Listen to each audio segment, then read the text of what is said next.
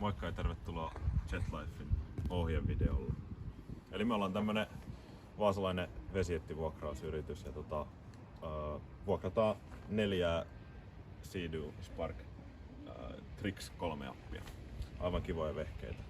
Jos oot vaan eksynyt tälle videolle, niin meillä on meidän nettisivuilla www.jetlifevaasa.fi. Sieltä pääsee varauskalenteri, jos pystyy suorittamaan muutaman tunnin mittaiset vuokraukset. Ja meille soittamalla ja sähköpostitse saa sit pidemmät varaukset. Ja ne tulee löytyä sit tuolta videon kuvauksesta. Alright, lähdetään liikkeelle. Eli ihan ekaks, ennen kuin edes mennään siihen, että miten käsitellään noita juttuja tai laitteet, niin ne on tässä laitureiden päällä, niin kuin näkyy. Niistä on helppo lähteä, niihin on helppo ajaa, ne on kiva säilyttää siinä. Ja sit tässä heti kun lähtee liikkeelle jetinkaan, tärkeintä on, että menee aika hitaasti tän pikku laituri satama-alueen tässä näin. Täällä ei saa aiheuttaa aaltoja näille veneille, ettei ne kolhi noita metallitankoja vasten. Ja samoin heti kun lähdetään tonne sisäsatamalla päin, vähän tonne pohjoiseen suuntaan. Sieltä tulee esimerkiksi toi silta vastaan, jonka ali pitää mennä. Siellä heti nopeudet alas 7 kilsaan tunnissa. Ja seuraavaksi tuleekin sit kuva, missä näkyy, että millainen on nopeusrajoitus ja sitten millainen on merkki, että ei saa aiheuttaa aaltoja. Voit tehdä pausea tai stoppia. Yes, ja sitten vielä perään kuva siitä, että millainen on merkki, että kaikki rajoitukset päättyy. Yes. Sitten vielä semmonen, että on tärkeää, että näiden laitteiden kanssa huomioidaan toisia veneilijöitä. Kun näkyy, että tulee vastaan jotain. Sanotaan näin, jos on esimerkiksi purjella kulkeva venealus, niin nopeudet alas ja katsotaan, ettei aiheuteta niitä aaltoja siinä. Ja samoin myös niin kuin moottoreillakin kulkevaa. Se on hyvä osoittaa hyviä tapoja kanssa vesille kulkijoille. Ja ylipäätään pysytään sillä plotterin osoittamalla liilalla viivalla ja varotaan kivikkoja ja niin edelleen. Siinä on aika lailla tämmöistä. Siirrytään seuraavaksi vesitin käsittelyyn.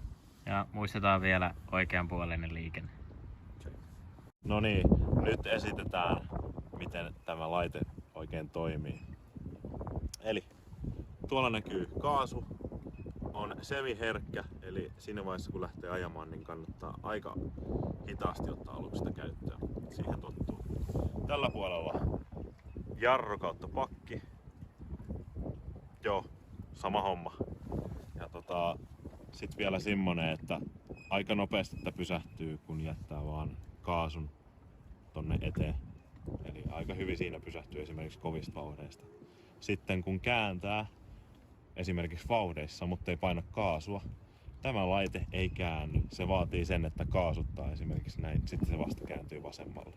Jos ei kaasuta ja kääntää vain, ihmettelee, että mitä ihmettä, niin joo, se vaatii kaasun.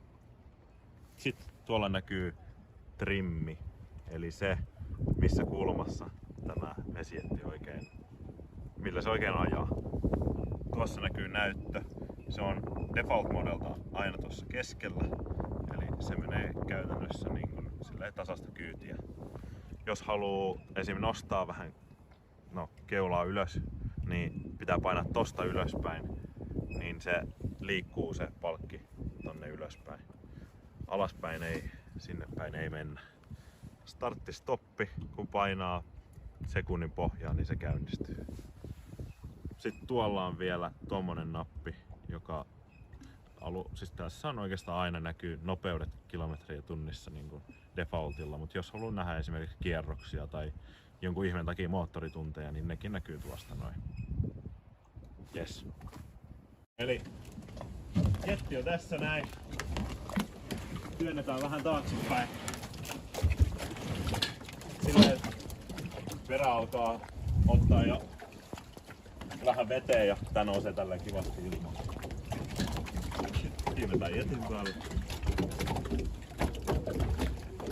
ravisteluilla.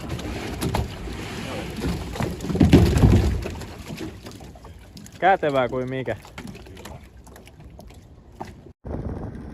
Eli tältä näyttää vesijetin näyttö. Vesijetti on tällä hetkellä neutraalissa tilassa. Kun siirrät trimminäppäimestä ylöspäin, palkki vasemmassa laidassa siirtyy ylöspäin. Ja kun painaa alaspäin, palkki siirtyy alaspäin. Tästä painikkeesta voit kätevästi vaihtaa kierroksien, tuntien ja nopeuden välillä tuosta infonäytöstä.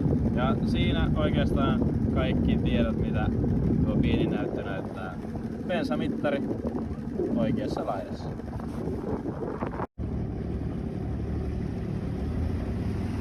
Eli tässä näette jetin, kun trimmi on keskiasennossa.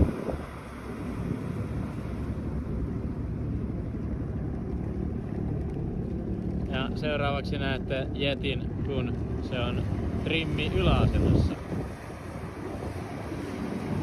Eli kulma veden suhteen muuttuu. Ja lopuksi näette vielä sen, että jettihän ei käänny, jos pelkästään rattia veivaa, vaan pitää painaa kaasua.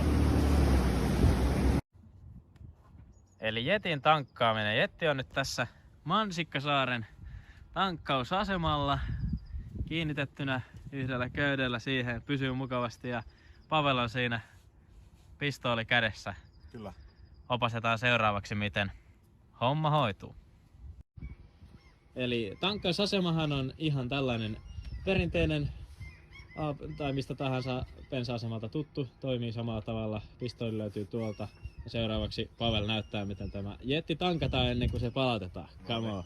Mä oon tosiaan parkkeerannut jetin tohon tällä köydellä pelkästään. Täällä on sen verran tyyni päivä, että ei tarvii mitään muuta.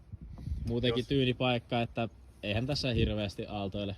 Ei. Mutta mikäli enemmän, niin sen saa myös perästä laitettua tonne toiseen koukkuun kiinni. Kyllä. No niin, mä olen maksanut. Mä otan pistoolin. Hienoa. Sitten kipeän alas. Niin kuin nyt mulla on YK-kaverina.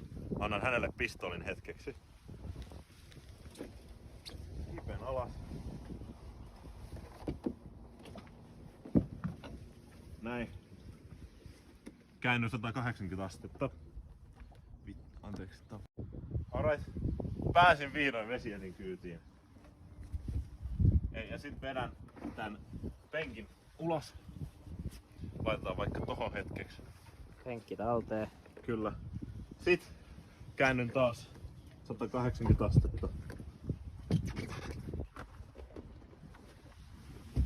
Noin. Noin. Siinä on näkyy tämä tankin menoaukko. Se on tosta oikein mukavasti. Nyt YK antaa mulle pistoolin. Täällä tulee pistooli. Pistooli. Pidetään käännettynä tälleen päin, jottei hirveästi tarvii veteen eikä jettiin mennä polttoainetta. Ja sitten nopeasti käännän tonne. Näin. Sitten on jetti tankattu. Sitten vaan reverse kaikki vaiheet. Kyllä. Pistooli takaisin laatikkoon ja näillä mennään. Jes, näin tankataan Jetlife. Näin tankataan vesijetit. 101. Täällä on joutsenia seurana. Ja seuraavaksi näemme, miten vesijetti ajetaan tähän jettilaiturille. Eli Pavel tulee hiljaa tuolta vedestä päin kohti tätä laituria ja suuntaa jetin nokkaa tuohon laiturin eteen. Ajaa hiljaa nokan siihen laiturille ja sitten täydellä kaasulla laiturin päälle, moottori pois päältä ja siinä me ollaan. Come on.